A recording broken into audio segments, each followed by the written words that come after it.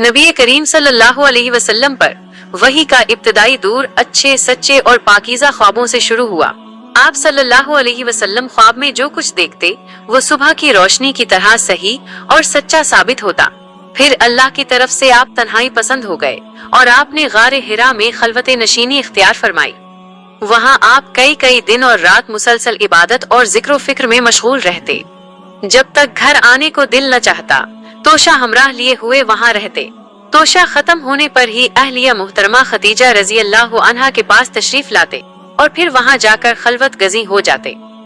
यही तरीका जारी रहा यहाँ तक कि आप पर हक मुनकशिफ हो गया और आप गारे हिरा ही में क़याम पजीर थे कि अचानक जिब्राईल अलैहिस्सलाम आपके पास हाजिर हुए और कहने लगे, ए मोहम्मद पढ़ो। आप सल्लल्लाहु अलैहि वसल्लम फरमाते हैं कि मैंने कहा मैं पढ़ना नहीं जानता।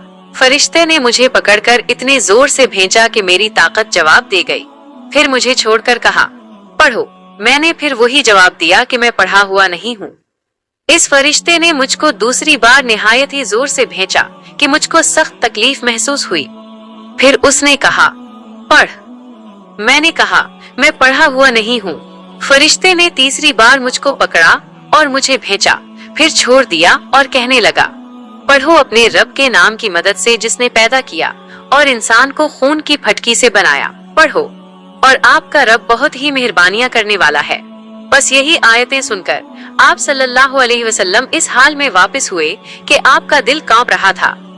आप खदीजा रजी अल्लाह अन्हा के यहाँ तशरीफ लाए और फरमाया मुझे कंबल ओढ़ा दो, मुझे कंबल ओढ़ा दो। जब आपका डर जाता रहा तो आपने तफसील के साथ ये वाकया सुनाया और फरमाया मुझको अब अपनी जान का खौफ हो गया है। तब सैयदा खदीजा रजी अल्लाह अन्हा ने आपकी ढार्स बंधाई और कहा आपका ख्याल सही नहीं है।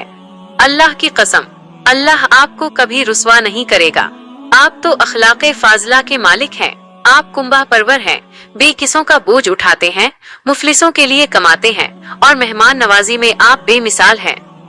फिर खदीजा रदी अल्लाह अन्हा आपको वर्का बिन नौफल के पास ले गईं। वर्का बोले भतीजे आपने जो कुछ देखा है उसकी तफसील सुनाओ। आपने पूरा वाकया सुनाया जिसे सुनकर वर्का बेख्तियार होकर बोल उठे ये तो वही नामूस है जिसे अल्लाह ने मौसीज अलैहिस्सलाम पर वही देकर भेजा था। काश मैं आपके इस उहदे नबूवत के शुरू होने पर जवान होता।